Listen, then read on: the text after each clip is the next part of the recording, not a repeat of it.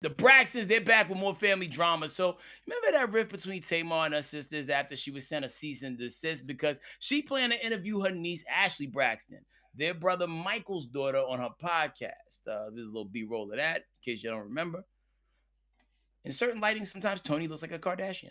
But anyway, so Oh, back in 2024, Ashley claimed that at 16, an aunt cut her off after the aunt's partner allegedly sent her inappropriate messages. Fans guessed it was Trina Braxton and her late ex, Gabe Solis. Well, Tamar is going off again, saying the family secret was kept from her, and she found out when Ashley shared it on TikTok. Trina shared a video saying she doesn't negate anyone's experience, but she wishes the people accused were still alive to defend themselves, alluding to her ex, the late Gabe, who died of pancreatic cancer in 2018.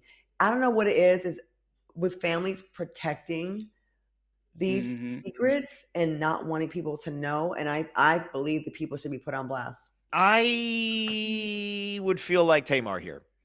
Yeah. If I found out that something happened and I was the only person who did not know, and it was something that the reason that I wasn't told perhaps could have been because they knew I wouldn't react positively to it or I would have brought a certain amount of aggression. Well, guess what? I'm doubled up now because you guys are keeping family business from me. So now I don't even know if I can trust you. What else are you keeping from me? Yeah. It would really bother me, and I understand why she's upset. And also that narrative too that people throw out there on like, oh, how come you didn't tell when it happened? Because like I used to lead with that energy, like, yo, Right. if something happened, tell people when it happened. And Yeah. then like people got on me, it's like you can't tell people when to decide they want to tell their story.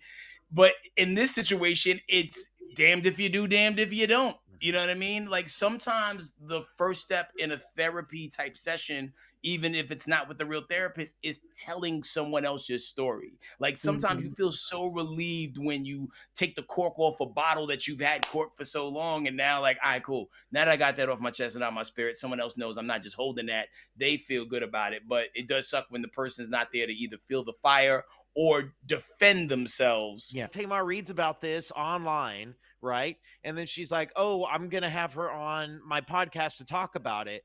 And then gets hit with a cease and desist from her own family. And we've had several members of the Braxtons on Dish. I love all of them. They've been nothing Mhm. but great to me. Tamar's wonderful to work with. In this scenario, I would also be fired up. And to get a cease and desist as opposed to a we really need to talk this out and here's why, and maybe it wasn't the right move, we didn't know what to do at the time. Those discussions, I feel like that sort of interpersonal family trauma is the kind of stuff that makes people tear apart.